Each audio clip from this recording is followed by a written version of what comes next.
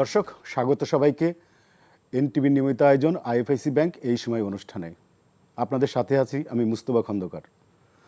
দর্শক, জাতীয় নির্বাচন নিয়ে রাজনীতিতে অস্বস্তিটা যেন কাটছেই না। বিএনপি সহ রাজনৈতিক দলগুলো একটি সুনির্দিষ্ট নির্বাচনী রোডম্যাপ ঘোষণার জন্য সরকারকে যতই চাপ দিক না কেন, সরকার বসে আছে গো ধরে। সরকারের একটাই কথা, ডিসেম্বর টু জুন হবে নির্বাচন। কিন্তু কেন জানি সরকার ডিসেম্বর টু জুনের ফাঁদেই আটকে আছে। সরকারের এই অনড় অবস্থান বিভিন্ন মনে নানা প্রশ্নের জন্ম দিচ্ছে। নির্বাচন নিয়ে আসলে নেপথ্যে আর কী ঘটছে, আজকের এই সময় আমরা এই বিষয়টি ছাড়াও সমসাময়িক সব বিষয় নিয়ে কথা বলবো। আলোচনার জন্য আমাদের স্টুডিওতে দুজন অতিথি উপস্থিত আছেন। আমি পরিচয় করে দিচ্ছি। প্রথমে সাইদ আবদুল্লাহ, রাজনৈতিক বিশ্লেষক, এবং ডাক্তার রাকিব আল হাসান, রাজনৈতিক বিশ্লেষক ও ইয়ং লিডার। আপনাদের দুজনকে স্বাগত আমাদের আজকের আলোচনায়। আমি সাইদ আবদুল্লাহ আপনাকে দিয়ে শুরু করতে চাই। আপনি জানেন যে আজকে তারেক রহমান, বিএনপির ভারপ্রাপ্ত চেয়ারম্যান, তারুণ্যের সমাবেশে বেশ দৃঢ়তার সাথে বলেছেন নির্বাচন ডিসেম্বরে হতেই হবে এবং হবে। উনি একটা কোনো অপশন রাখেননি। তো ওনার যে মনোভাবটা যে ডিসেম্বরে নির্বাচন হবে, উনি এই প্রত্যয়টা কোত্থেকে পেলেন? উনি এই গ্যারান্টি যে হবেই। আর সমস্যা হচ্ছে যে সরকারের কি আর কোনো অপশান আছে কিনা এখন তারেক রহমানের এই বক্তব্যের পরে যে নির্বাচনটা ডিসেম্বরের বাইরে নেওয়ার? আপনার কি মনে হয়? ধন্যবাদ। আজকের দিনে আসলে এটাই তো টক অফ দ্য টাউন হওয়ারই কথা ছিল, যে প্রসঙ্গটা আপনি প্রথমেই তুললেন। তার আগে আমি আরেকটু পেছনে চলে যেতে চাই। বিএনপির আসলে এই অবস্থায় অনার বহু মাস যাবতই আছেন, প্রত্যেকেই আছেন। ব্যাপারটা এমন না যে তারেক রহমান এই প্রথমবারের মতো এই কথাটা বললেন। উনি সবসময় ডিসেম্বরের কথাই বলেছেন অতীতেও, এবং আজকে যেটা হয়েছে, কণ্ঠে একটা বোল্ডনেস চলে এসেছে যে এটা হতেই হবে। এর পেছনে সাম্প্রতিক সময়ের যে অস্থিরতা, ওই কনসিকুয়েন্স যদি আপনি বিবেচনা করেন, তাহলে কণ্ঠের যে বোল্ডনেসটা এসেছে সেটা সম্ভবত এই যে বিগত 2 সপ্তাহ ধরে যেসব নানা নাটকীয় পট পরিবর্তন চলেছে, এটার কারণেই সম্ভবত এত বোল্ডনেসটা চলে এসেছে। এই জায়গায় আমি সবসময় একটা কথা বলি যে ইলেকশন করার যে ব্যাপারটা, সরকার কিছুদিন আগে ইউনূস সাহেব বললেন যে পদত্যাগ করতে পারেন, যদিও উনি বলেন নাই, ওনার আশেপাশে বহু মানুষই বলেছেন। কিন্তু পরবর্তীতে দেখা গেল ওয়াহিদুজ্জামান মাহমুদ যিনি আছেন উপদেষ্টা, মাননীয় উপদেষ্টা, ওনার কথা মতো বোঝা গেল যে না, উনি পদত্যাগ করছেন না। পরবর্তীতে সরকারের একটা প্রেস নোটে এসেছে, এবং সরকারের যে ফেসবুক যে পেজটা আছে অফিসিয়াল, সেই জায়গাতেও বলা হয়েছে যে না, উনি শেষ করে যেতে চান। সরকারের যেটা অবস্থান, সেই অবস্থানটা হলো ডিসেম্বর থেকে শুরু করে জুন পর্যন্ত। এই অবস্থানে তারাও অনড়। তারাও কখনো বলেন না যে ডিসেম্বরেই হবে, জানুয়ারিতেই হবে, ফেব্রুয়ারিতেই হবে, তারাও না। তারা সবসময় জুন পর্যন্ত। আর বিএনপির কাট অফ টাইম হলো মোটা দাগে December. At the same time আপনার মনে রাখতে হবে, এই টাইমে যদি রাজনৈতিক দলগুলোর অবস্থা যদি বিবেচনা করা যায়, তাহলে তো বিএনপি সর্ববৃহৎ দল বর্তমান পার্সপেক্টিভে। তারপরের দলটা আছে জামাতে ইসলামের ইলেকশনের ডেডলাইনটা দেখবেন এক এক সময় এক একটা কথা বলছে। কখনো তারা সরকারের সাথে একমত, কোনো কথাবার্তা নাই। কখনো তারা এসে লন্ডন থেকে ঘুরে আসলেন যখন জামাতের আমির, আসার পরে বলছেন রোজার আগে ইলেকশনটা চান। রোজার আগে মানে এই টাইম ফ্রেমটা একটু ব্যাখ্যা করার দরকার আছে।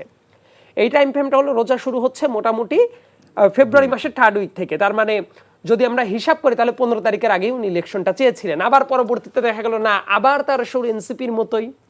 পরবর্তীতে দেখা গেল আবার এই সাম্প্রতিক সময়ে উনি প্রধান উপদেষ্টার সাথে বৈঠক করেছেন, এবং তারপরে আমরা কিন্তু ইতোমধ্যেই জেনেছি বিভিন্ন পত্রপত্রিকা মারফতে ওই একই রাতে উনি গিয়ে আর্মি চিফের সাথেও সাক্ষাৎ করে এসেছেন, ওনার দলের প্রতিনিধি সহ। পার্সপেক্টিভ কি ছিল সেটা ভিন্ন আলোচনার ব্যাপার, কিন্তু তারপরে কিন্তু তাদের আরও একটা অবস্থান দেখা যাচ্ছে, ডিসেম্বর এবং জানুয়ারির ভেতরেই ইলেকশনটা ওনারাও চাচ্ছেন। সো আমি এখনই বলছি না যে তাদের এটা কনক্লুসিভ রিমার্ক, যেহেতু অতীতেও বিভিন্নভাবে তারা শিফট করেছে। এনসিপি বরাবরই আমার মনে হয়েছে যে তারা সরকারের সিদ্ধান্তের প্রতি অনড়। তাদের ইলেকশন নিয়ে কোনো কথাবার্তা নেই, বরং তাদের বিভিন্ন নেতা নেতৃবৃন্দ যারা ছিলেন তাদের অবস্থান কখনো এমন হয় শেখ হাসিনাকে ফাঁসির দলিতে না ঝোলানো পর্যন্ত কেউ যাতে ইলেকশনের নামও উচ্চারণ না করে। আবার যে নেতা এই কথা বলছেন, ওই নেতা ইলেকশনের জন্য 100 গাড়ি নিয়ে রোড শো করে বেড়াচ্ছেন। আবার যে ঘটনাটা ঘটছে, তারা বিভিন্ন সময় সরকারের সাথে কথা বলছেন, আবার তারা বলছেন যে এইভাবে যদি ইলেকশন হয় বর্তমান কমিশনকে আমরা ইলেকশনই করব না। যদিও তাদের নিবন্ধন পাওয়ার জন্য যে প্রক্রিয়া, সেই দিকে তাদের লাভঝাপটা কম, যেটা করা উচিত ছিল সবচেয়ে আগে। আমি যেটা বোঝাতে চাচ্ছি সেটা হলো, এই জায়গায় আর একটা ফ্যাক্টর, কেউ মানুক আর না মানুক, আর্মি আর একটা ফ্যাক্টর এই সেন্সে না অতীতের 1-11 বা বিভিন্ন সময়ের। আমি ওই দিকে আমার মনে হচ্ছে না, অ্যাটলিস্ট অ্যাজ অফ নাও। ভবিষ্যতে কি হবে সেটা সময় বলে দিবে। বর্তমান পার্সপেক্টিভে আর্মি তো ল অ্যান্ড অর্ডার সিচুয়েশনের জন্য তাদেরকে তো ফিল্ডে রাখা হয়েছে, ব্যারাকের বাইরে তারা অনেকগুলো মাস, 10 মাসের বেশি তারা কিন্তু ফিল্ডে, এবং ল অ্যান্ড অর্ডার কন্ট্রোল করার জন্য তাদেরকে ম্যাজিস্ট্রেসি পাওয়ার দিয়ে দেওয়া হয়েছে। এবং আর্মি চিফ সেই প্রথম থেকেই বলছিলেন 18 মাস। উনি যে সময় থেকে 18 মাস বলছিলেন সেটা টাইম ফ্রেমটা কিন্তু ডিসেম্বরেই আসে, এবং উনি ডিসেম্বরের আলাপের আগেও করেছেন, এবং সেদিন তো ফার্মলি উনার অ্যাড্রেসে, অফিসার্স অ্যাড্রেসে উনি আবার বলেছেন ডিসেম্বর উনারা মাঠে আর থাকতে চান না। সো সার্বিকভাবে বিবেচনায় রাখলে যেটা দেখা যাবে যে ডিসেম্বরের কথা বিএনপি ফার্মলি বলছিল, জামাত কিন্তু তাদের ওই টাইম ফ্রেম যেটা সরকারের সাথে অ্যালাইন্ড ওই জায়গা থেকে ধীরে ধীরে আগাচ্ছে। একই সাথে আপনি যদি গণ অধিকার পরিষদ দেখেন, আরও তো অনেক দল আছে, XYZ বিভিন্ন দল আছে, তাদেরও কিন্তু অবস্থান ইলেকশন মুখী হচ্ছে, যেটা হয়তো বা 5 মাস আগেও ছিল না। আর্মির কথাও আছে। এইবার আপনার বিবেচনা রাখা উচিত সরকারের একটা ব্যাপার, কিছুদিন আগে একটা আলোচনায় তারা বলেছে ওই ডিসেম্বরে যদি হয় বা আগে আগে যদি হয়, আর একটা কম্প্রোমাইজড ইলেকশন বাংলায় বলেছেন, যদিও কম্প্রোমাইজড ইলেকশনের দিকে তারা যেতে চান না। এই জায়গায় একটা সিগনিফিকেন্ট প্রশ্ন আছে। তারা কিন্তু এটা গ্যারান্টি দিয়ে বলছেন বারবার করে যে জুনের ভেতরে ইলেকশন হবেই, এবং বলছে যে আগে ইলেকশন হলে কম্প্রোমাইজড ইলেকশন হইতে পারে। আমার প্রশ্নটা হলো কম্প্রোমাইজড হতে পারে কিসের মাধ্যমে? ল অ্যান্ড অর্ডার এনফোর্সমেন্টের বাহিনী যারা আছে তাদের মাধ্যমে বিভিন্নভাবে। সো ডিসেম্বরের ভেতরে হলে ইলেকশন কম্প্রোমাইজড হওয়ার তারা ভয় করছে, তাহলে ওই ভয়টা জুনে ইলেকশন হলে হবে না এই আশ্বাস তাহলে কিভাবে পাচ্ছে? তার মিনিংটা হলো, আমি একটু শেষ করে দেই, তার মিনিংটা হলো ল অ্যান্ড অর্ডার সিচুয়েশন তাহলে এখনো ঠিক করার দরকার ছিল। এটা তো কন্টিনিউয়াস একটা প্রসেস। তারা ডিসেম্বরে যেটা পারবে না, জানুয়ারিতে যেটা পারবে না, জুনে হলেই সেটা পারবে, এই গ্যারান্টি তো কেউ দেয় নাই। সো আমার কাছে যেটা মনে হয় প্রত্যেকটা পক্ষ একসাথে বসে একটা জায়গায় আসা উচিত, একটা ইকুইলিব্রিয়াম জায়গায়, যে এই বিভেদটা খুব ভালো একটা জায়গায় আসবে না, বরং ইলেকশনটা যদি আগেও আসে, সরকার, সেনাবাহিনী, প্রত্যেকটা রাজনৈতিক দল সবাই একটা লাইনে চলে আসুক। দেশে একটা ইলেকশনটা জরুরি, সংস্কারটাও জরুরি, কিন্তু সংস্কার ইজ এ কন্টিনিউয়াস প্রসেস। এটা কোনো আমি রাকিব, সেটা হচ্ছে আমি তারেক রহমানের বক্তব্য আবার ফিরে আসি। উনি তো বোল্ডলি বলছে, ফার্মলি বলেছেন যে ডিসেম্বরে নির্বাচন হবে। তো সরকার থেকে কিন্তু আমরা কোনো ওই ডিসেম্বর টু জুনের ভিতরেই দেখছি যে কথাবার্তা বলছে। আজকে জাপানেও তিনি একই কথা বলেছেন প্রধান উপদেষ্টা। তো যদি ডিসেম্বরে না ইলেকশন না হয়, সেক্ষেত্রে বিএনপির কি করণীয় হচ্ছে? আচ্ছা, আপনাকে ধন্যবাদ। দেখুন, আসলে তারেক রহমান সাহেব আজকে যে কথাটি বলেছেন ডিসেম্বরের মধ্যে ইলেকশন হতে হবে নিয়েও, উনি আর কোনো যদি কিন্তু দেখাননি। উনি সর্বশেষ আর 2-3 বক্তব্য আমি সেম কথাটাই দেখেছি যে ডিসেম্বরের মধ্যে ইলেকশনটা হওয়া উচিত, উনি এইভাবে বলছিলেন। তো দেখুন, এখন বিএনপির অন্যান্য নেতারাও কিন্তু বলছেন যে ডিসেম্বরের মধ্যে এখন ইলেকশন চাই, আমরা ডিসেম্বর টাইম ফ্রেমটা আর এক্সটেন্ড করতে চাই না। ধরুন বিএনপি যখন সরকার ছোট প্যাকেজ বড় package December, either December or next year June বলছিল, কিন্তু বিএনপি খুব বেশি আপত্তি জানায় নাই। ধরুন এখন এই পর্যায়ে আসতে বিএনপিকে একবার বাধ্য করা হচ্ছে, এটা হচ্ছে কি মানে ফ্যাক্ট। ব্যাপারটা দেখুন, আপনি দেখুন এরা কিন্তু ধরেন এরা যে আসলে ইলেকশন ডিসেম্বর কি জুন সেটা অন্য লাভ, ওরা আসলে ইলেকশন চায় কিনা এটাতে আমি খুব কনফিউজড। ধরুন ওদের অ্যাক্টিভিটিগুলো কিন্তু বলে না যে এরা আসলে ইলেকশনমুখী বা ইলেকশন চায়। ধরুন আপনার 10 মাস হয়ে গেল, বিচারের কোনো নামগন্ধ নাই, সংস্কারের কোনো নামগন্ধ নাই, ওরা কিছু মূলা ঝুলিয়ে রাখলো। তারপরে দেখুন যখন বলে যে ইলেকশন ওই টাইমে চাই, এই টাইমে চাই, তারপর বলে যে ওই যেটা সাইদ আব্দুল্লাহ বলছিল যে নিরাপত্তা নাই, দেশ মানে সিচুয়েশনটা ওরকম নাই, ফেভারেবল কন্ডিশনে নাই, আইন শৃঙ্খলা পরিস্থিতি খুবই খারাপ, এবং সরকার যেটা বলে এনসিপি নেতারাও তাই বলে, আবার এনসিপি নেতারা যা বলে সরকারও তাই বলে, মানে পিটাপিটি ওদের আচরণটাও সেম। আপনি দেখুন এখন যখন লাস্টে আপনি দেখুন আমাদের মূল যে সংকটটা লাস্টে তৈরি হলো সর্বশেষ, সেটা হচ্ছে কি সেনাবাহিনীকে কেন্দ্র করে করিডোর এবং বন্দর ইস্যু নিয়ে। তারপরে যখন বিএনপি যখন একটা স্ট্যান্ড নিল, অন্যান্য পলিটিক্যাল পার্টিগুলো স্ট্যান্ড নিয়েছে, ইভেন এনসিপিও স্ট্যান্ড নিয়েছে এটার বিরুদ্ধে। তারপরে যখন সেনাবাহিনী এই করিডোর দেওয়ার প্রশ্নে কোনো আপোষ করেনি এবং তারা অফিসিয়াল গতকাল বিবৃতির মাধ্যমে জানিয়ে দিয়েছে। তারপরে সরকারের একটা অংশ, মানে একটা আমরা ফার্স্টে মনে করতাম যে সরকারের একটা অংশের অনেক উচ্চাভিলাষী আকাঙ্ক্ষা রয়েছে তাদের, তারা আসলে মানে ইলেকশন না করে বা অন্যান্য অনেক কিছু মেকানিজম করে তারা মানে চিরস্থায়ী বন্দোবস্ত প্রথার মতো কিংবা ওই শি জিনপিংয়ের মতো আজীবন ক্ষমতা থাকার একটা মানে অভিপ্রাস তাদের মধ্যে ছিল। এখন দেখুন যখন তাদের এটা ভেস্তে গেল, তখন তারা আসলে কুল কিনারা খুঁজে পাচ্ছে না। আর একটা বড় বিষয় হচ্ছে ধরুন এই সরকার তো আসলে শুধুমাত্র ছাত্র জনতার, যেটাকে ডক্টর ইউনূস বলছে শুধু ছাত্র জনতার সরকার, কিন্তু আসলে তো তা না। এখানে ধরেন অন্যান্য স্টেক হোল্ডারও রয়েছে, পলিটিক্যাল পার্টি, বিএনপি, জামাত, তারা একটা মেইন স্টেক হোল্ডার। তার বাইরে সেনাবাহিনী, আমরা মানি আর না মানি, সেনাবাহিনী একটা গুরুত্বপূর্ণ স্টেক হোল্ডার। কারণ কি জানেন, এই গত 9-10 মাসে অনেকগুলো সিচুয়েশন ক্রিয়েট করা হয়েছে বা হয়েছে আনফরচুনেটলি। ধরুন কৃত্রিম কিছু সংকট তৈরি করা হয়েছে, যেখানে সেনাবাহিনী চাইলে সেনাবাহিনী টেক ওভার করতে পারে। রাকিব, আপনি বলছিলেন যে ইলেকশন নিয়ে বিএনপি এবং এনসিপির বিভিন্ন ধরনের নানা রকম মতনৈক্যের কথা, কিন্তু শেষ পর্যন্ত কি সবাই যদি একমত না হয় তাহলে কি ইলেকশন হবে না নাকি? আচ্ছা যাক, আমি গত পর্বে যেটা শেষ করতে পারলাম না, আমি একটু শেষ করে দিই পর্বে 1 মিনিটে। সেটা দেখুন, আপনি দেখুন এখন গত যখন ডক্টর ইউনূসের পদত্যাগ ইস্যুর যে নাটকটি, আমি বলবো যেটা প্রি প্ল্যান একটা ড্রামা, সেই ড্রামার পরবর্তী সময়ে যখন প্রত্যেকটা রাজনৈতিক দলের সাথে তারা বৈঠক করেছে, আমরা তখন আশা করেছিলাম যে সরকারের পক্ষ থেকে একটা সুস্পষ্ট রোডম্যাপ আসবে, যেটাই আমরা সবচেয়ে বেশি শঙ্কিত জায়গা। এখন ধরেন সরকার জুন মাসে ইলেকশন দিলে এটাতে খুব বিএনপি বা অন্যান্য পলিটিক্যাল পার্টি খুব বেশি আপত্তি করেনি, সংস্কার সবাই এই পক্ষে। কারণ দেখুন, হাসিনা বা আওয়ামী লীগের ফেসিবাদের পরবর্তী সময়ে এই শক্তিগুলো সব একটা কালেকটিভ ফোর্স ছিল, সবার একটা মেন গোল ছিল যে বাংলাদেশের ডেমোক্রেসি রিস্টাবলিশমেন্ট করা। এখন সে জায়গা থেকে সবার পার্সোনাল চাওয়া পাওয়া ইডিওলজি দ্বন্দ্ব থাকবেই, কিন্তু ব্যাপারটা মূল ফোকাসটা একই ছিল। এখন আপনি মূল ফোকাস থেকে যখন সরকার নিজে সরে যাচ্ছে এবং সরকারের একটা অংশ যখন ইলেকশন দিতে চাচ্ছে না, একটা সময় আমরা মনে করেছিলাম, বাট এখন আমাদের কাছে এটা ফিল হচ্ছে বা মানে সার্কামস্টেন্সিয়াল এভিডেন্স এটাই মনে হচ্ছে যে ইউনূস নিজেই চাচ্ছে না। তো এখন যদি আপনি ধরেন, যেহেতু সরকারের এসব ধানায় বানা চলতেছে, আরেকটি বড় বিষয় হচ্ছে ধরুন সরকার গত 10 মাসে ইলেকশন কমিশন এখন হালনাগাদ করতে পারেনি। 2 কোটি প্রবাসী ভোটার রয়েছে, তাদের কোনো ভোট, তারা ভোট দিতে চায়, তাদেরকেও আপনি কীভাবে ভোট প্রক্রিয়ায় অ্যাটেন্ড করবেন, পার্টিসিপেট করাবেন, সেটাও কিন্তু সরকার স্পষ্ট না। তো সরকার এই ধরনের কোনো প্রস্তুতি রাখতেছে না, তো আমি কীভাবে বিশ্বাস করবো যে সরকার জুন ইলেকশন দেবে? তার কারণে বিএনপি এবং তারেক রহমান তারা বাধ্য হচ্ছে যে ডিসেম্বর মধ্যে ইলেকশন হওয়াটা জরুরি। এবং ডিসেম্বর মধ্যে ইলেকশনটা আরও কেন জরুরি, আমি জাস্ট একটা উদাহরণ আপনাকে দেই। আজকে সিপিডির একটি ডায়লগে তারা বলেছে বাংলাদেশে গত 8 মাসে 27 লক্ষ বেকার হয়ে গেছে, তার মধ্যে 18 লক্ষ নারী। এবং তার চেয়ে বড় কথা হচ্ছে কি, আমাদের এই মুহূর্তে বাংলাদেশের স্বাধীনতার পরবর্তী সময় এই মুহূর্তে বাংলাদেশের সবচেয়ে বেশি গ্রাজুয়েট বেকার এই টাইমে, এবং আমাদের কোনো এফডিআই আসতেছে না, আমাদের লোকাল গার্মেন্টস, লোকাল ইন্ডাস্ট্রিগুলো শাটডাউন হচ্ছে। তো এই মুহূর্তে আমাদের একটা বিশাল একটা অর্থনৈতিক ক্রাইসিসের মধ্যে আমরা চলে যাচ্ছি। তো একটা স্টেবল গভর্নমেন্ট না হলে আমরা আসলে এই জিনিসগুলো আরও বেশি অন্ধকারে গণিত হবে। এই কারণে আমাদের একটা ইলেক্টেড গভর্নমেন্ট আমরা সাধারণ নাগরিকরা আমরা চাই, যার কারণে আমরা মনে করি যে ডিসেম্বর কেন, অক্টোবর নভেম্বর মধ্যে ইলেকশন হওয়াটা পসিবল। আর আপনি যেটা বলছিলেন যে ইলেকশন যদি না হয় তাহলে বিএনপি কী করবে?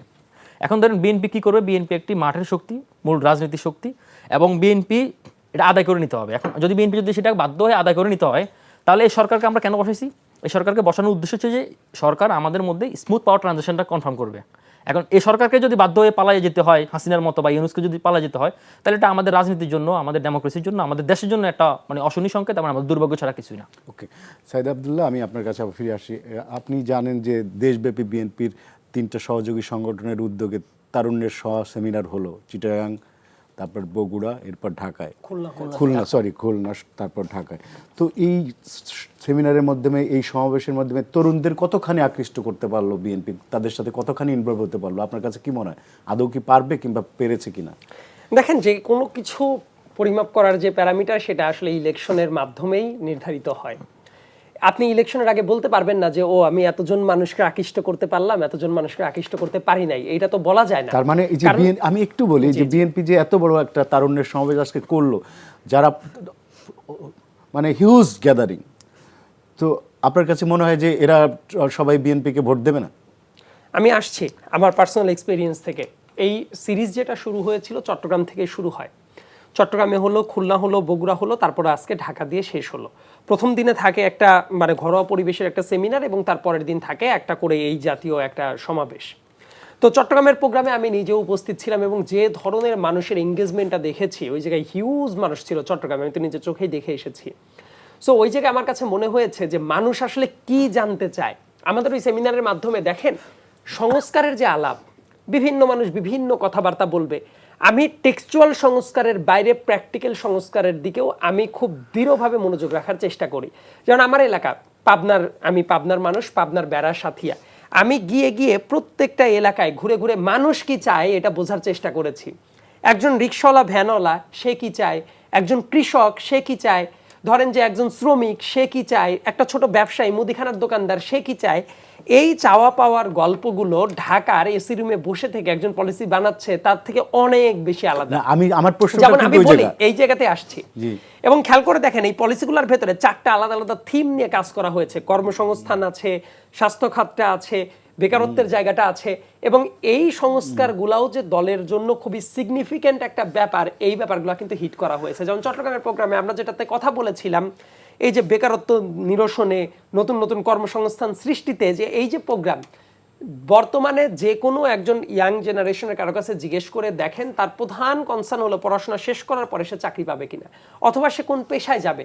সো এই ব্যাপারটাকে অ্যাড্রেস করা, এটাও কিন্তু সংস্কারের একটা বড় উপায়, এবং সেই কাজটা করা হয়েছে। অন্য অনেক জায়গায় স্বাস্থ্য খাত নিয়ে ডেফিনেটলি এটা নিয়ে কথা বলা হয়েছে, কৃষি খাত নিয়ে এটা নিয়ে অ্যাড্রেস করা হচ্ছে। মানুষ কিন্তু এই সংস্কারগুলোও চায়। সো নতুন একটা ভোটার আছে, বিশাল সংখ্যক একটা ভোটার, 18 থেকে শুরু করে 33 বছর বয়সী যারা ভোটার আছে, এটা তো ভোট দিতে পারে নাই। না, আপনার অভিজ্ঞতা কি বলে? আপনারা কি কনভিন্স করতে পারছেন? আমার যেটা মনে হয় যে এই জায়গাটা মানুষের পারসেপশনে ক্লিয়ার একটা মেসেজ যাচ্ছে যে তাদের যে ধরনের প্র্যাকটিক্যাল প্রবলেম আছে সেই প্রবলেমটাও রাজনৈতিক দল হিসেবে অ্যাড্রেস করা হচ্ছে। কারণ অতীতে তো এই কাজগুলো করা হয় নাই। সংস্কারের আলাপ দেখেন, এক সাইডে সাংবিধানিক সংস্কারের কথা থাকবে, প্রাতিষ্ঠানিক সংস্কারের ব্যাপার থাকবে, আর ডে টু ডে লাইফে মানুষ যেটা ফিল করে, যেমন স্বাস্থ্যের কথা, নাগরিক সিকিউরিটির কথা, কৃষির কথা, চাকরি বাকরির কথা, মূলত এই মেসেজগুলাই কিন্তু তাদের কাছে দেওয়ার কথা ছিল, যে একটা হেলথ কার্ড দেওয়া হবে, নাগরিক একটা কার্ড থাকবে, বিভিন্ন সেবাকে কিভাবে নিয়ে যাওয়া যায়, শিক্ষাক্ষেত্রে কোন ধরনের সংস্কার আসা পসিবল, এই ব্যাপারগুলো কিন্তু একদম মানুষের মানসপটে হিট করে যে ইয়েস আমরা এটা করতে চাচ্ছি। এবং এটা করতে গিয়ে অনেক নিউট্রাল মানুষ যারা আছেন তাদেরও কিন্তু পজিটিভ বেশ কিছু ফিডব্যাক আমি দেখেছি। এর মিনিংটা হলো এই চেষ্টাটা যে করা হচ্ছে এটা খুবই ইতিবাচক একটা ব্যাপার এবং এইটার খুব ভালো একটা ইম্প্যাক্ট আমি দেখেছি। তার কারণ কি, আপনি যে সমস্যা ফিল করছেন, আপনি দেখলেন যে একটা পলিটিক্যাল পার্টির এজেন্ডার ভেতরে এই প্রবলেমটা তারা অ্যাড্রেস করছে, এটা তো আপনাকে তাদের কাছে টেনে নিয়ে যাচ্ছে। এবং এই জাতীয় কাজ আরো অনেক বেশি হওয়া উচিত। রাজনীতিটাকে শুধুমাত্র রাজনৈতিক দলের গণ্ডির ভেতরেই সীমাবদ্ধ করা উচিত না। তার কারণ কি, রাজনৈতিক দল যখন কেউ ক্ষমতায় আসবে, একটা পটেনশিয়াল দল, তার তো আসলে সারা দেশটাকে নিয়ে ডিল করতে হয়, যে তাকে ভোট দিবে এবং যে তাকে ভোট দিবে না, সব দল মতের মানুষ নিয়েই তার কাজটা করতে হয়। সো এই কালচারটা আমি মনে করি যে একটা ভালো কালচার, এবং সামনের দিনেও এইভাবে কাজটা করা উচিত, যাতে করে শুধুমাত্র ভোটার সেন্ট্রিক না, সারা বাংলাদেশের নাগরিকদের ইস্যুটাকে তারা অ্যাড্রেস করছে। এবং এতে করে কি হয়, যারা পলিসি মেকার তাদের সাথে ওয়ান টু ওয়ান কমিউনিকেশনের যে ব্যবস্থা, আমি জানি চট্টগ্রামের ওই প্রোগ্রামে ধরেন আমি দেখেছি বিভিন্ন জনরার মানুষ সরাসরি জিজ্ঞেস করছে যে বিএনপি গেলে শিক্ষাক্ষেত্রে এই বাজেটটা বাড়বে কিনা। তারপর একজন বলছে যে আমি তো একটা ছোট্ট বিজনেস করি, তো বিভিন্ন জায়গায় এক্সপোর্টের ক্ষেত্রে, ইম্পোর্টের ক্ষেত্রে এই জাতীয় সুবিধা বা অসুবিধার যে জায়গাগুলো আছে সেটা বিএনপি অ্যাড্রেস করবে কিনা। সো এতে করে যেটা হচ্ছে, ওই প্রশ্নটার উত্তর যখন সে পাচ্ছে, এই কমিউনিকেশনটা কিন্তু একটা নিউ জেনারেশনের সাথে পার্টির যে আন্ডারস্ট্যান্ডিং সেই বন্ডেজটাকে কিন্তু শক্তিশালী করে। সো আমি এই ক্ষেত্রে বলবো এই যে প্রক্রিয়াটা শুরু হয়েছে এটা একটা ভালো প্রক্রিয়া। ধন্যবাদ। আমি রাকিব আপনার কাছে আসি, সেটা হচ্ছে যে আপনি জানেন যে নির্বাচন নিয়ে সেনাবাহিনী প্রধান একটা কথা বলেছেন, উনি ডিসেম্বরে নির্বাচনের কথা বলেছেন, বিএনপি তো বলছেই। এটা নিয়ে বিএনপি, সেনাবাহিনী এবং সরকারের মধ্যে একটা তৃতীয় পক্ষ বিভিন্ন ধরনের কুৎসা রটাচ্ছে বিভিন্নভাবে, এবং তাদেরকে কেউ কেউ ভারতের ট্র্যাক দেওয়ারও চেষ্টা করছে যে ভারতে নির্বাচন চাই। এই সময় তিন পক্ষ এক হয়ে গেছে। আবার কেউ কেউ বিভিন্ন রাজনৈতিক দলের যারা নির্বাচনের কথাই বলছে তাদেরকে বিভিন্ন ধরনের চরিত্র হননের আমরা দেখছি সোশ্যাল মিডিয়া বিভিন্ন জায়গায়, এটা একটা প্র্যাকটিস চলছে। তো এই যে এটা এক ধরনের দেশকে হোস্টাইল করা, এইটা কারা করছে এবং এর কেন করছে? আপনার কি মনে হয় যে এই শক্তিটা আসলে কি চায়? নির্বাচন চায় না দেশের পরিস্থিতি খারাপ করতে চায়? কেন চায়, কি মনে হয় আপনার কাছে? আপনাকে ধন্যবাদ। আপনি আপনার শেষ কথা দিয়ে শুরু করি। দেখুন, এই শক্তিরা আসলে নির্বাচন চায় না, এটা হচ্ছে মোদ্দা কথা। আর এই শক্তিরা হচ্ছে কি, ধরেন এই শক্তিরা মনে করে যে বাংলাদেশ যদি অস্থিতিশীল হয় তাহলে তাদের কোনো বেনিফিট আছে। আর এই শক্তিরা মনে করে যে তারা বিএনপিকে মাইনাস করে, মানে নন ইলেক্টেড প্রসেসের মধ্যে, নন গণতান্ত্রিক প্রক্রিয়া তারা ক্ষমতাটা দখল করে রাখবে বা ক্ষমতায় যাবে। এখন দেখুন, আপনি দেখুন বাংলাদেশ মানে যে কোনো ডেমোক্রেটিক সোসাইটিতে আপনি যেখানে ভোটিং সিস্টেম আছে, হ্যাঁ, আমি যদি চায়না, উত্তর কোরিয়া, এসব আজেবাজে, কম্বোডিয়া, এসব দেশের কথা আমি বাদ দিই, সেসব দেশে যেখানে ভোট আছে সেখানে হচ্ছে কি আপনার ইলেকশনের প্রসেসের মধ্যে আপনার যেতে হবে। এটা যে অস্বীকার করবে, এটা যে অস্তিত্ব অস্বীকার করবে, তাহলে তার অস্তিত্ব বিলীন হয়ে যাবে। আপনি দেখেন নির্বাচনে একটা টানেলের মতো প্রক্রিয়া, আপনি সেই টানেলে ঢুকতে হবে, এক টানেলে ঢুকবেন আর এক টানেলে বের হবেন। অ্যান্ড আপনি যদি না ঢুকতে চান তাহলে আপনার বের হওয়া সম্ভব না। এখন আপনি যে কথাটা বলছেন, ধরুন আমি স্পেসিফিকলি আমি বলি, ধরেন তারেক রহমান সাহেব এবং হচ্ছে কি ধরেন আপনার জনাব সালাউদ্দিন আহমেদ সাহেব, দুজনের বক্তব্য আমি আপনাকে একটু ক্লিয়ারিফাই করি। ধরেন মানে এরা হচ্ছে কি, ধরেন মানে হুইজ তারেক রহমান, আমি যদি তারেক রহমানকে একটু মানে ফরেন্সিক অ্যানালাইজ করতে যাই, ধরুন এরা কিন্তু ধরেন অনেক ধরনের হাসিনার আমলে অনেক ধরনের ট্যাগিং দেওয়া হয়েছে।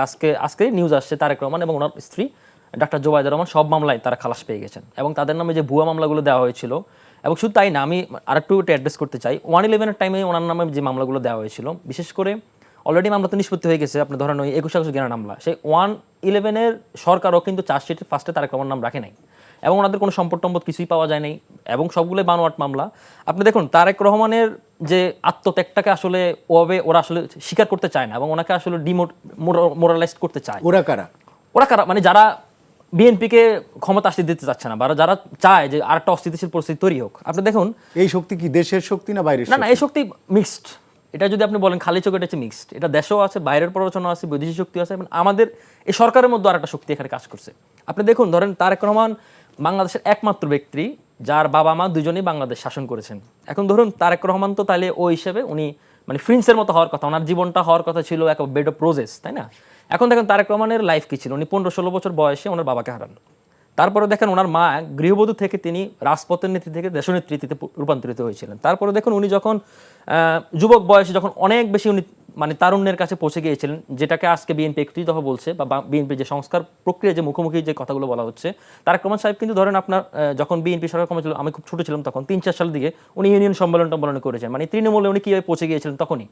তারপরে দেখুন যখন এই 111 সরকার বা যে মিলিটারি যে সরকারটি ছিল সেটি ওনাকে নির্যাতন করে ওনাকে দেশের বাইরে পাঠিয়ে, উনি রাজনৈতিক নির্বাচনে আজকে 17 বছর তিনি দেশের বাইরে রয়েছেন, বাংলাদেশের এঁটেল মাটির গন্ধ উনি পাচ্ছেন না। এখন আপনি দেখেন উনি ওনার ভাই আরাফাত রহমান কোকো যখন মারা গেলেন, মানে কীরকম দুর্ভাগ্য, উনি ওনার ভাইকে মানে দেখতে আসতে পারেননি, ইভেন এখানেও না মালয়েশিয়াতেও না। ধরুন আজকে যদি 5 আগস্ট যদি না হতো, মানে আল্লাহ না করুক খালেদা জিয়া যদি মারা যেতেন বা ওনার যদি জানাজা দরকার, মানে তারেক রহমান সাহেব ওনার জানাজা আসার সৌভাগ্য হতো না। তো তারেক রহমান সাহেব, আপনি এইগুলো বলে কি বলতে চাচ্ছেন? আমি বলতে চাচ্ছি ওনার যে স্যাক্রিফাইসটা, এই স্যাক্রিফাইসটা আসলে ওরা এটাকে ডিমোটিভেট, ওরা মনে করে যে এই মানে 36 দিনের আন্দোলনে ওরাই সবকিছু করে ফেলছে এবং ওরাই মানে এই আন্দোলনে হাসিনাকে পড়ানোর জন্য সবচেয়ে বড় শক্তি, এবং ওরা অন্য শক্তিগুলোকে মানে এই যে পলিটিক্যাল যে 17 বছর 16 বছর আন্দোলনকে ওন করে না। আরেকটা জিনিস আপনাকে আমি যোগ করতে চাই, ধরুন হচ্ছে কি আপনার সালাউদ্দিন আহমেদ সাহেবের, এখন ধরুন উনি গুমের শিকার, উনি একজন ভিকটিম, তাই না? এখন আপনি দেখেন ভিকটিমকে ক্যারেক্টারাইজ করা হচ্ছে, আপনাকে ওনাকে বলা হচ্ছে রয়ের এজেন্ট, উনি ওখানে কি ছিল না ছিল, আমি এগুলো সত্য মিথ্যা আমি এগুলো যেতেই চাই না। ধরুন এই হাসিনার আমলে যারা গুম হয়েছে, আমরা প্রত্যেকটা গুমের প্রতিবাদ করেছি, যারা অন্যায়ের শিকার হয়েছে, যারা অত্যাচারের শিকার হয়েছে, আমরা কিন্তু দেখিনি যে সে বিএনপি করে, সে জামাত করে, সে হিন্দু বৌদ্ধ মুসলিম খ্রিস্টান, আমরা কিছু দেখিনি, আমরা প্রত্যেকটা সাথে আমরা সহমর্মিতা প্রকাশ করেছি এবং আমরা জোরালোভাবে আন্দোলন করেছি। এখন আপনি দেখেন আমরা কিন্তু ধরেন জামাতের মীর আজমি, তারপরে ব্যারিস্টার আমান, এদেরকেও আমরা সেম চোখে দেখেছি, আর এখন দেখেন ওনাকে ক্যারেক্টারাইজ করা হচ্ছে। এবং এগুলোর উদ্দেশ্য কি জানেন? এগুলোর উদ্দেশ্য কি, তখন তারেক রহমান সাহেব প্রচন্ড, উনি একজন জাতীয়তাবাদী নেতা, সালাউদ্দিন আহমেদ জাতীয়তাবাদী, আজকে ওনাদের বক্তব্যগুলো দেখেন, ওনারা বলে দিয়েছেন যে বাংলাদেশের স্বার্থে আগে বাংলাদেশকে রক্ষার জন্য আমরা এই পলিসিতে আমরা আগাতে চাই। তো এই শক্তিরা মনে করে যে এই শক্তিরা যখন এক হয়ে যাবে তখন আর বিএনপিকে মাইনাস করা পসিবল না, এবং আপনি মানে ইলেকশন থেকেও দূর রাখা পসিবল না। তো যার কারণ হচ্ছে ধরেন এই ধরনের ষড়যন্ত্রগুলো ক্রমবর্ধমানভাবে এগুলো চলছে এবং এগুলো আর চলতে থাকবে, কিন্তু এগুলোকে আমাদের দেশ প্রেমের মানে উদ্যমী হয়ে আমাদেরকে এগুলো ট্যাকেল করতে হবে, যেটা বিএনপি খুব স্মুথলি করতে পারছে। আমি একটু সাইদুল সাহেব আরেকটু যোগ করতে চাই, ওই সে যে সংস্কার প্রক্রিয়ার কথাগুলো বলছে, দেখুন আজকে তারেক রহমান সাহেবের বক্তব্যটা আমি খুব মনোযোগ দিয়ে শুনছিলাম। তিনি কিন্তু বলেছেন, তিনি নারী শিক্ষা নিয়ে কথা বলেছেন, তিনি জলবায়ু নিয়ে কথা বলেছেন, তিনি মানে বেকারত্ব দূর করা নিয়ে কথা বলেছেন। তার আগে ওনার আরেকটা বক্তব্য আমি দেখেছিলাম যে উনি বাংলাদেশের যে বাদাম চাষ করা নিয়ে উনি কৃষকদের অনুপ্রেরণা দিয়েছিলেন, একই সাথে তুলা চাষের কথা বলেছেন। তো দেখুন ওনার কিন্তু রাষ্ট্র নিয়ে একটা সুনির্দিষ্ট একটা স্পেসিফিক পলিসি এখন উনি নিজের মাইন্ডসেটে রেডি করে ফেলেছেন, যেটার একটা বহিঃপ্রকাশ 31 দফা। যদি আমি পার্সোনালি বিলিভ করি 31 দফার আরও এক্সটেন্ডেড পার দরকার, কারণ এটা অনেক আগের জিনিস ছিল, এটার সাথে অনেক কিছু ইনক্লুসিভনেস দরকার। তো সে জায়গা থেকে দেখুন বিএনপি কিন্তু আপনি যেটা বলছিলেন যে মানে তরুণদেরকে কানেক্ট করা পারছে কিনা, এখন উনি শুধু তরুণদেরকে না, মানে ধরেন বাংলাদেশের মানুষ কি চায় আসলে, ধরেন বাংলাদেশে তো এখন যদি আপনি 80 দশক 90 দশকের মতো 2000 দশকের মতো দেশ চালাতে চান তাহলে আপনি পারবেন না। মানে আপনাকে তো এখন 5G যুগ চলছে, এখন ধরুন আমাদের সেমিকন্ডাক্টরের যুগ কোথায় পৌঁছে গেছে, হ্যাঁ। তো সেই জায়গা থেকে যদি আপনি পিপলকে, প্রত্যেকটা দেশের নাগরিককে আপনি কানেক্ট করতে না পারেন তাহলে আপনি বিচ্ছিন্ন হয়ে পড়বেন। তো আমরা মনে করতে পারছি যে সরকারের এই সংস্কার প্রক্রিয়ার বাইরে বিএনপি যে এই উদ্যমী পথ চলা, সেটা পিপলকে খুব ভালোভাবে কানেক্ট করতে পারছে এবং সেটার হয়তো বহিঃপ্রকাশ আমরা দেখতে পারবো যে আগামী ইলেকশন ভোটার ম্যান্ডেট। আমি আপনার কাছে আবার আসি, সেটা হচ্ছে যে এই যে সংস্কার এবং নির্বাচন, এটা নিয়ে একটা টানাপোড়েন চলছে এবং সেই সংস্কার কতদিনে শেষ হবে এবং কতটুকু হয়েছে এটা কিন্তু জনগণ জানে না। এক দফা বৈঠক শেষ হয়েছে, আমরা শুনেছি জুনের 10 তারিখের পরে আবার আর এক দফা বৈঠক শুরু হবে, কিন্তু আমরা খবরের কাগজে যেসবগুলোতে দেখছি মোটা দাগের কিছু সংস্কারে কোনো দলই ঐক্যমতে পৌঁছতে পারেনি। এই যদি অবস্থা হয় তাহলে একটু মানে কি হবে? তাহলে আমরা যে সরকার যে বলছে কম সংস্কার বেশি সংস্কার, কম সংস্কার হলে ডিসেম্বরে নির্বাচন, বেশি সংস্কার, যদি কোনো ঐক্যমতই মোটা দাগের না হয় ফান্ডামেন্টাল বিষয়গুলোতে, তাহলে কি হবে? মানে তাহলে কি সংস্কার হবেই না নাকি কি? সবার আগে আমি আরেকটা প্রশ্ন দিয়ে আলোচনাটা শুরু করি। সংস্কার প্রক্রিয়া কোনোদিন কি মনে হয় যে একটা ফুল স্টপ দেওয়া যায়? না, এটা তো কন্টিনিউ প্রসেস। আজকে আমার কাছে যেটা মনে হচ্ছে এটা করলে বেস্ট পসিবল একটা অপশন হইতো। হু নোজ 5 বছর পরে এটা মনে হতে পারে অনেক ব্যাকডেটেড, সেটা আবার সংস্কারের দরকার হইতেই পারে। সো সংস্কার একটা কন্টিনিউয়াস প্রসেস। সংস্কার প্রক্রিয়াটা এইরকম না যে আজকে একটা দাড়ি দিয়ে চলে যাব, সব সংস্কার শেষ, তারপর থেকে দেশ পরের দিন থেকেই একেবারে জান্নাতুল ফেরদৌস হয়ে যাবে, না, এইভাবে হয় না। সংস্কার প্রক্রিয়াটা শুরু হয়েছে, চলতেই থাকবে, এবং সংস্কার আর নির্বাচন এই দুইটাকে আমি বারবার করে বহু জায়গায় আমি বলেছি, এই দুইটা কোনো অবস্থাতেই মুখোমুখি করার মতো কোনো জায়গা না। সংস্কারের মতো সংস্কারও চলতে থাকবে, একই সাথে ইলেকশন প্রক্রিয়ার দিকেও ঢুকে যাওয়াটা জরুরি। আবার ইলেকটেড গভর্নমেন্ট আসা মানে দেশের সব সংকট দূর হয়ে যাবে, এটাই কি কেউ বলেছে? কেউ কেউ বলেছে রাজনৈতিক দল XYZ ফেরেস্তা। ফেরেস্তা তো না, এটা সম্ভবত এই রাজনৈতিক দলের প্রধান যারা তারাও এটা বলে না। তারেক রহমান কখনো কি বলেছে যে বিএনপি ফেরেস্তাদের দল, বা জামাত কখনো বলে যে আমরা ফেরেস্তাদের দল, বা অন্য কোনো দল এনসিপি বলতে পারবে যে তারা ফেরেস্তাদের দল? না। ইলেকটেড গভর্নমেন্ট আসার পরেও দেশে অনেক সংকট থাকতেই পারে। আমার কথা, তারপরেও তাদের একটা ভয় থাকাটা জরুরি যে আমরা এই যে কাজ করলাম না, আমরা এই যে কথা দিলাম কথা রাখলাম না, পরের বার জনগণ আমাকে ভোট দিয়ে বিদায় করে দিতে পারে। এই কারণেই দেশের সব সমস্যা দূরে যায় যদি একটা ফ্রি অ্যান্ড ফেয়ার ইলেকশন, যেটা এই ইলেকশন প্রক্রিয়াটা যদি সবসময় ওকে থাকে, তাহলে যেটা হয় একটা দল খারাপ কাজ করবে কিন্তু দিন শেষে তার কিন্তু মানুষের কাছে পৌঁছাইতে হয়। এই জন্য আমি সবসময় বলি যে অনেক মানুষের কথা শুনলে মনে হয় যে ইলেকশন আর সংস্কার দুইটা মুখোমুখি ব্যাপার, এটা কখনোই না। এবং আরেকটা যেটা ব্যাপার, এই কাজটা করতে গিয়ে যেটা হচ্ছে মানুষের কাছে যে পারসেপশনটা দাঁড়াচ্ছে, ও তার মানে এই সরকার যতদিন থাকবে একটা চমৎকার দেশ হয়ে যাবে। আমি কয়েকটা পার্টিকুলার জায়গায় হাত দিই। এই সরকার আসার পরে তাদের কাজ কি ছিল? তাদের কাজ ছিল আহতদের চিকিৎসার ব্যবস্থাটা ঠিকমতো করা, শহীদ পরিবারকে পুনর্বাসনের ব্যবস্থা করা, আওয়ামী লীগের যারা পারপেট্রেটর ছিল, যারা এই টাইপ একটা রেজিম গড়ে তুলেছিল, তাদেরকে ঠিক মতো বিচারের মুখোমুখি করা, and last but not list একটা ফ্রি অ্যান্ড ফেয়ার ইলেকশন আয়োজন করা। 10 মাস তো হতে চললো। এই 10 মাসের ভেতরে আওয়ামী লীগের বিচারের প্রক্রিয়াটা এটা কি ঠিকমতো আগাচ্ছে? এটা আমি দৃঢ়ভাবে বিশ্বাস করি, আপনারাও একমতই হওয়ার কথা যে এই বিচার প্রক্রিয়াটা যেভাবে চলার কথা ছিল সেটা হয় নাই। মামলার নামে মামলা বাণিজ্য চলছে, ওভার অ্যাক্টিভিজম চলছে, বিচারের ফেয়ারনেসটা নষ্ট করে দেওয়ার জন্য যা যা করার দরকার তার সবই চলছে। আপনার একটা মামলা, খুনের মামলা ধরেন হচ্ছে, সেই খুনের মামলায় কিছুদিন আগেও একজন অভিনেত্রীকে গ্রেপ্তার করা হচ্ছিল। আমি সে ভালো কি মন্দ সেটা আলাদা কথা, সেই জায়গায় আমি যাব না।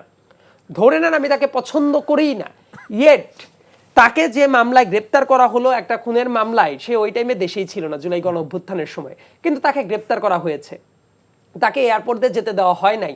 এবং স্বরাষ্ট্র উপদেষ্টা আবেগ বিরাগের বশবর্তী হইয়া উনি যেটা বললেন যে যেতে দিলে তো আপনারাই বলতেন যেতে কেন দিলাম। তার মানে ওই যে সাবেক রাষ্ট্রপতি আব্দুল হামিদ এই যে সরকারের ইন্ধনেই চলে গেল। আমি ওইটা নিয়ে মানবজমিনে একটা বড় কলাম লিখেছিলাম যে কিভাবে এই প্রশ্রয়টা তারা পেয়েছে। সরকারের অবশ্যই যোগসাজশ ছিল। উনি বলেছিলেন না যে যদি এটার ব্যবস্থা না নিতে পারেন উনি পদত্যাগ করবেন? পদত্যাগ করেছেন? এখন পর্যন্ত করে নাই, বরং উদরপিণ্ডি বুধর ঘাড়ে চাপানো হয়েছে। আমি আসি এই জায়গাতে, তার মানে এই যে যেভাবে বিচারটা করার দরকার ছিল সেদিকে আগাচ্ছে না। প্রশ্নবোধক চিহ্ন যেগুলো রেখে যাচ্ছে এগুলো তো বিচারের ফেয়ারনেসকে নষ্ট করবে। আমি আরেকটা বিচারের নামে শাহবাগী প্রজেক্ট দেখতে চাই না। এতে করে যেটা হয়, একটা পর্যায়ে বিচারটা করা হইলেও মানুষ প্রশ্ন তুলবে যে এই বিচার ব্যবস্থাটা ফেয়ারনেসের ভেতর দিয়ে যায় নাই। সো বিচার ব্যবস্থাটা ফেয়ার করার জন্য যে ধরনের উদ্যোগ নেওয়ার কথা সেটা নেওয়া হচ্ছে না। ল অ্যান্ড অর্ডার সিচুয়েশন যেভাবে প্রোগ্রেস করার কথা সেটা হচ্ছে না। অ্যাট দ্য সেম টাইম যেসব ওসি, যেসব ইউনো, যেসব ডিসি, যেসব সচিবালয়ের ঊর্ধ্বতন কর্মকর্তা যারা ছিল, যারা বিভিন্ন জায়গায় ইলেকশন ইঞ্জিনিয়ারিং এর সাথে জড়িত ছিল, তাদের ব্যাপারে কি ঠিকঠাক মতো ব্যবস্থা নেওয়া হয়েছে? হয় নাই। আপনি সরকারের গুরুত্বপূর্ণ পদগুলাতে আওয়ামী লীগের পুনর্বাসন করা হচ্ছে, অন্যান্য অনেক কাজ রাজনৈতিক দলকে ব্লেম দেওয়া যায়। আমি একদম নামধাম ধরেই বলছি, পররাষ্ট্র মন্ত্রণালয়ে বর্তমানে প্রতিমন্ত্রী স্ট্যাটাসে যাকে নিয়োগ দেওয়া হচ্ছে শফিউর রহমান সাহেব, তাকে এখনো অফিস যদিও দেওয়া হয় না, এটা নিয়ে তো হিউজ একটা বিতর্ক আছে। এবং তাকে নিয়ে আমরাও অনেক লেখালেখি করেছি যে আওয়ামী লীগের আমলে জেনেভাতে বসে থেকে আওয়ামী লীগের হিউম্যান রাইটস ভায়োলেশনের ইস্যুগুলাকে উনি যেভাবে জাস্টিফাই করেছেন সেটা আসলে বর্তমানে খুবই ন্যাক্কারজনক একটা ঘটনা। কিন্তু তাকে নিয়ে এসে প্রধান উপদেষ্টার বিশেষ সহকারী বানানো হলো। তার মানে আওয়ামী লীগের পুনর্বাসনের প্রজেক্ট এই সরকারের ভেতরেই আছে। সর্ষের ভেতরে যদি ভূত থাকে ওই সর্ষে দিয়ে আপনি ভূতকে তাড়াতে পারবেন না। সো এই ব্যাপারগুলো কে দেখবে? সো অনেকগুলা জায়গায় এই যে সংকটের জায়গাগুলো আছে এগুলো তো অ্যাড্রেস করাটা জরুরি। ঠিক আছে, আপনি কম সংস্কার বেশি সংস্কারের কথা বলছেন, ডিসেম্বরে লেটসে আপনি ইলেকশন করতে চান না, তারপরে তো আপনার ইলেকশন করতে হবে টুডে অর টুমোরো, 1 মাস 2 মাস 3 মাস 4 মাস 5 মাস পরে। সেটা করার জন্য যে ধরনের কাজ নেওয়ার দরকার ছিল, ল অ্যান্ড অর্ডার রিফর্ম করার দরকার ছিল, সেই কাজটা কি আগাচ্ছে ঠিক মতো? সেই কাজটা তো আগাচ্ছে না। মানে জনগণের কাছে এইটা বিশ্বাসযোগ্য হতে পারছে না তাদের কাজটা ঠিকমতো আগাচ্ছে কিনা। তাহলে ডিসেম্বরে ইলেকশন করতে গেলে আপনি নানা দ্বিধাদ্বন্দ্বে ভুগবেন, আর জুন মাসে হইলে আপনি চমৎকার একটা ইলেকশন করবেন, এটা তো হতে পারে না। আজ অবধি বাংলাদেশের ইতিহাস যদি ঘাটা যায়, একটা চমৎকার ইলেকশন হয়েছিল কত সালে? 1991 সালে। জাস্টিস শাহাবুদ্দিন আহমেদ ছিলেন, 3 মাসের ভেতরে ইলেকশন করেছিলেন এবং শাহাবুদ্দিন আহমেদ হলেন ওই বাংলাদেশের দায়িত্ব নেওয়া একমাত্র ব্যক্তি যার জন্য সংবিধানের কিন্তু একটা সংশোধনী পর্যন্ত আনতে হয়েছিল, প্রধান কারণ উনি আবার প্রধান বিচারপতি বিচারপতি পদে আবার ব্যাক ফেরত যেতে back চেয়েছিলেন। করেছিলেন। তো শাহাবুদ্দিন আহমেদ এত চমৎকার যে একটা ইলেকশন করেছিলেন, এটা কিন্তু একটা ক্রেডিবল জায়গাটা তৈরি করেছিল। আমি ব্যক্তিগতভাবে বিশ্বাস করি ডক্টর মোহাম্মদ ইউনূসের যে একটা গ্লোবাল ইমেজ আছে, এই ইমেজটা তখন আরো পাকাপোক্ত হবে যখন ওনার নেতৃত্বে একটা ফ্রি অ্যান্ড ফেয়ার ইলেকশনটা হবে। কিন্তু ইলেকশনের কথা শুনলেই যদি অনেকে বিরাগভাজন হয়, এটা তো উচিত না। মানে ইলেকশন চাওয়াটা তো বাজে কোনো ব্যাপার না। একটা জিনিস খেয়াল করে দেখেন, আজ থেকে 5 মাস আগেও যারা অনেকে ইলেকশন চায় নাই, এখন তারা কিন্তু অনেকে ইলেকশন চাচ্ছেন, এবং দিন দিন এই জায়গাটা আরো বাড়তেই থাকবে। 1/11 যে সরকারের কথা অনেকেই বলে, 1/11 সরকার প্রথম দিকে এসে তো অনেক মানুষের হাততালি পেয়েছে, অ্যাপলিটিক্যাল অনেক লোকজন হাততালি দিয়েছে, কিন্তু ওই সরকারটা ধীরে ধীরে এত অজনপ্রিয় কিভাবে হয়ে গেল? 1/11 ট্যাগ এখনো যাদের গায়ে আছে, ওই দুর্গন্ধ কিন্তু এখনো তাদের বয়ে নিয়েই বেড়াতে হয়, এখনো তারা কিন্তু নর্মাল লাইফটা লিড করতে পারে না। কিন্তু দেখেন, ওই জায়গা থেকে আমাদের বুঝতে পারাটা জরুরি যে পাবলিক পারসেপশন সবসময় একরকম থাকে না। আজকে যেটাকে আপনি টেকেন ফর গ্রান্টেড হিসেবে বিবেচনা করছেন, হু নোজ এটা 3 মাস পরে পাবলিক পারসেপশন ঘুরে যেতে পারে। এনসিপির কথা যদি বলি, সব ক্ষেত্রেই সরকারের কথা বলার জন্য একটা যে জিনিস আমি সবসময় নিজের কাছে বলি, আপনার কাছে বলেই ফেলি, আজ থেকে 5 মাস আগে এই এনসিপি যদিও তখন দল হয় না, কিন্তু তাদের প্রতি যে ওভারওয়েলমিং সাপোর্টটা যেটা ছিল, আপনার কি মনে হয় না যে এই টাইমে এসে তাদের সাপোর্ট কমে গেছে?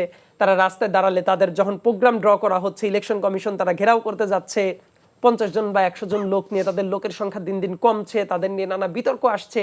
সো দিন যত যাবে এই টাইপ অনেক সংকট দেখা দিবে। সো পাবলিক পারসেপশন চেঞ্জ হতে পারে, কিন্তু সরকারের কাজটা হলো একটা ফ্রি অ্যান্ড ফেয়ার ইলেকশনের প্রসেসের দিকে আগানো, যাতে করে এটা বিশ্বাসযোগ্য মনে হয় যে এই সরকার সংস্কারও করতে চায়, ইলেকশনটাও করতে চায়, সেটা একটা ক্রেডিবল প্রমাণ আমাদের সামনে থাকে। রাকিব, সেটা হচ্ছে যে সরকারের তো 10 মাস চলছে, বিভিন্ন সেক্টর সরকার কতটুকু কি অগ্রগতি করলো, আপনি কি স্যাটিসফাই সরকারের এই প্রসেসে? সরকার এবং যে অনেকে যে ইভেন্ট খুলছে সরকারকে 5 বছর চাই, সেই ট্রেন্ড কি এখন আছে, নাকি সরকারের মোহভঙ্গ ঘটছে কিছু কিছু মানুষের? কি মনে হয়?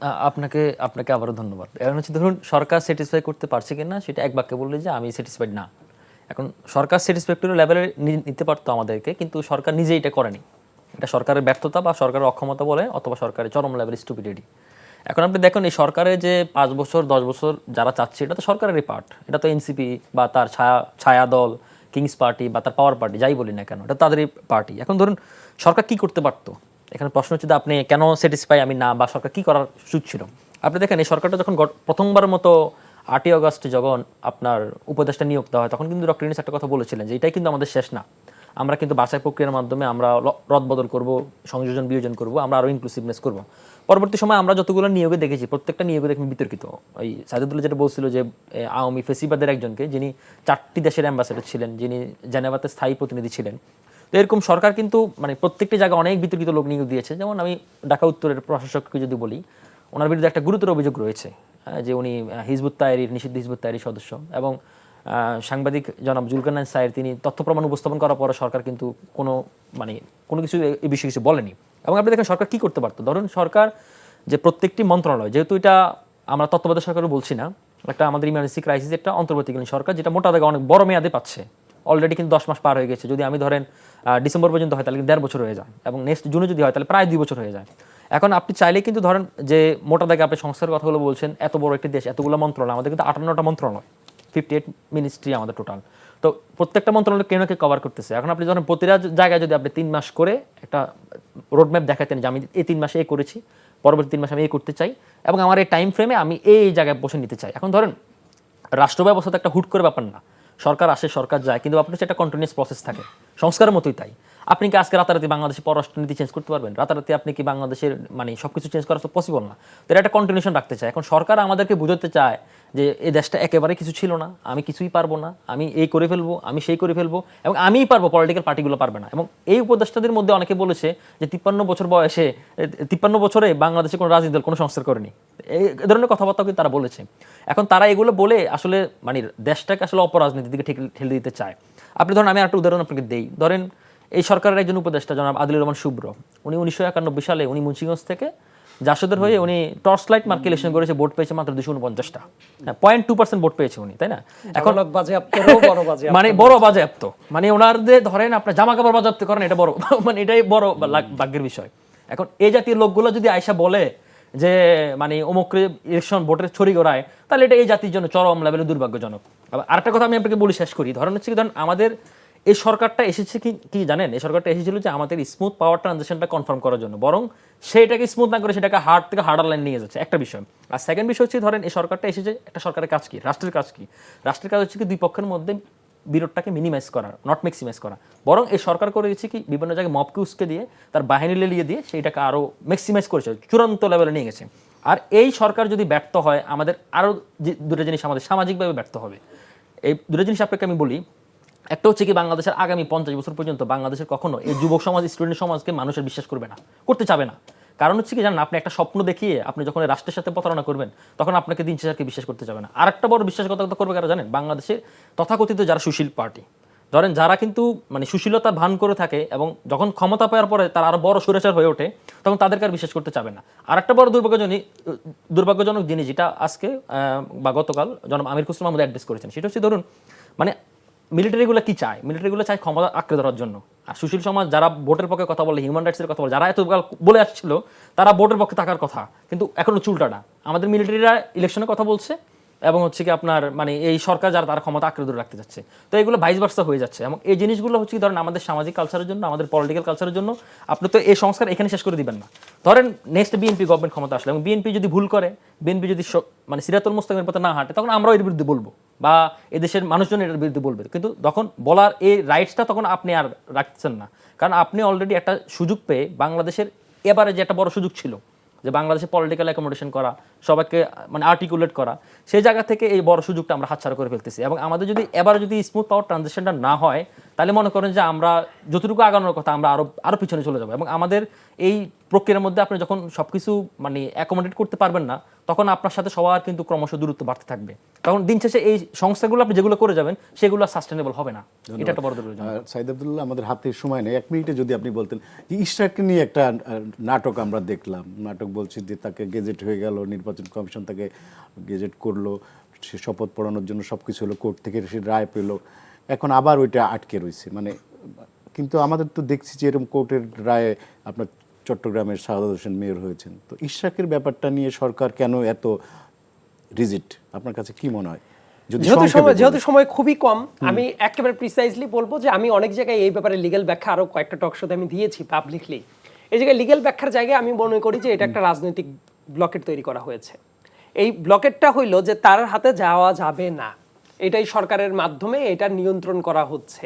ব্যাপারটা কি, বিভিন্ন প্রসিডিউরাল ত্রুটি অনেক জায়গায় থাকতে পারে সরকারের জায়গা থেকে, জনাব ইশরাকের জায়গা থেকে, কিন্তু শেষ মুহূর্ত পর্যন্ত যেভাবে আসলো এবং এখন পর্যন্ত যেভাবে ব্যাপারটাকে ধামাচাপা দেওয়া হচ্ছে, এর মিনিংটা খুবই স্পষ্ট। এই সরকার চায় না যে সে মেয়রের পদে বসুক, সেটা একদিনের জন্য। এবং এই কাজটা করে যে ব্যাপারটা বোঝানো হচ্ছে যে সরকার আমরা অনেক শক্তিশালী, এইটা হইতে পারে না। এই ব্লকেটটা দেওয়ার কারণে আমার কাছে মনে হয় রাজনীতির ক্ষেত্রে অনেক কিছুই সামনাসামনি যেটা দেখা যায়, ভবিষ্যতে সেটা ভালো নাও হইতে পারে। এবং এই যে একটা বাজে প্রিসিডেন্স সেট হইলো, এই বাজে প্রিসিডেন্সটা ভবিষ্যতের রাজনীতিটাকেও খুব বাজেভাবে এফেক্ট করতে পারে। এটা হওয়া উচিত। 30 সেকেন্ড যদি কিছু বলেন। আমি কোন বিষয়ে বলবো? আচ্ছা, ইশরাকের বিষয়টা আমি সাইদ আব্দুল্লাহ লিগ্যাল ব্যাখ্যা দিয়েছেন, আমি জাস্ট একটা পয়েন্টে বলি, সেটা হচ্ছে ধরেন সরকারের ইগোতান্ত্রিক জটিলতা, এটা একদম ইগো ব্যাপার।